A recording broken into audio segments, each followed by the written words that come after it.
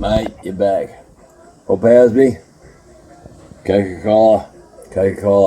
Australia, we got white sugar now, it's not corn syrup. An update in the 395.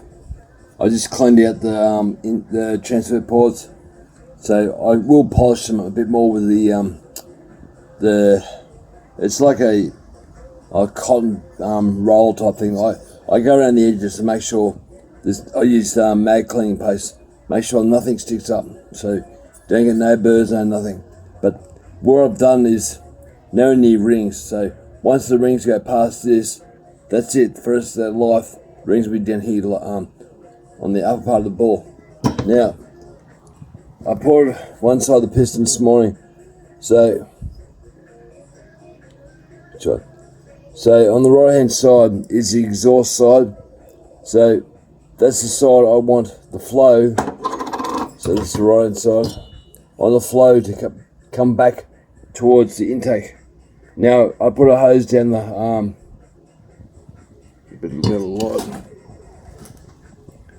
I put a hose down the transfer chamber and angles basically straight across, just a little bit of an angle, so about that angle there, so they're both like that.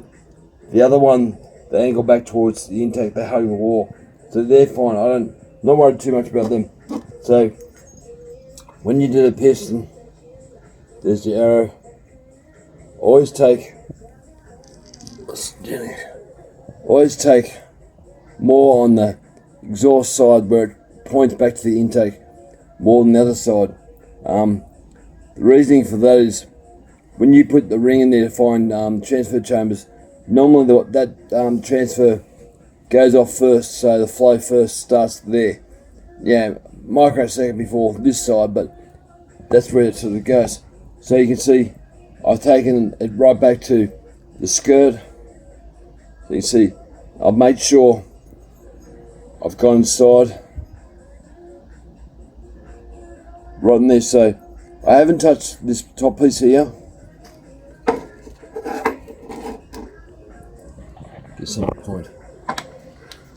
I haven't touched this piece here because I don't want to lose strength out of that or that. I've gone around here and cleaned like that, so airflow can go along unhindered. Also, I've gone around the back side there, so the airflow can come off. Now the way I look at the airflow, once the sump gets pressurized, so as the piston comes down, I think of it as like a balloon under pressure, and eventually when the transfer opens up, the pressure releases and it pops. It's like a balloon, it goes bang. When the air first starts to flow, the rest of the air, it's moving so quick, it's like a fluid. It'll follow suit, so I want the airflow to go the most efficient route towards the target destination. So it'll come flying out here, go up the transfers and straight into the motor. And this is one of the quickest ways to actually add more power.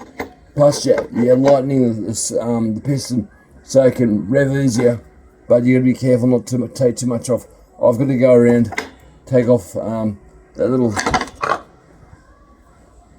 little sharp edges there, deburr all these bits here, go along here, just make sure nothing's sticking up.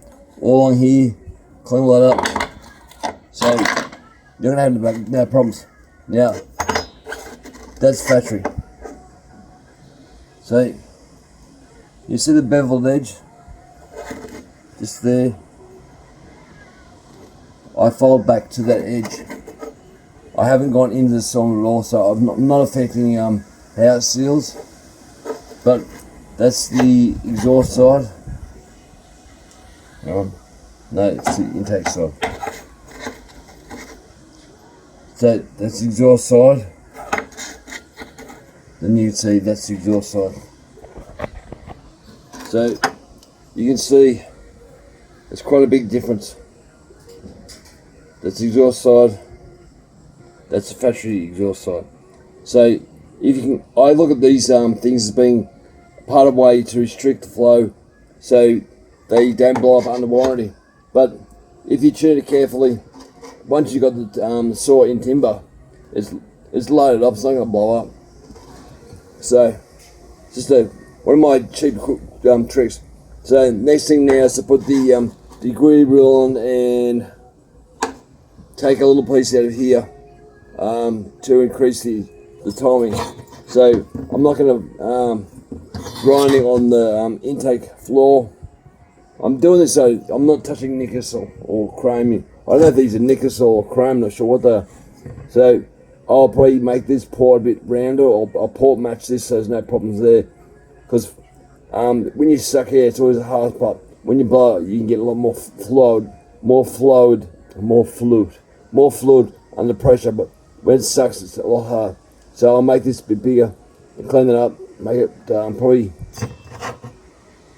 It's a bit high, it should be a bit lower here. But yeah, but little things like that. Big saws, they're easy. Now the way I came across all this is little Chinese saws like this. I was looking at this the other night.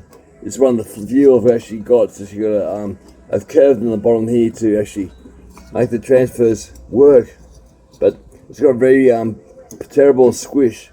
But they got a window piston too. I wonder if I can get one of them.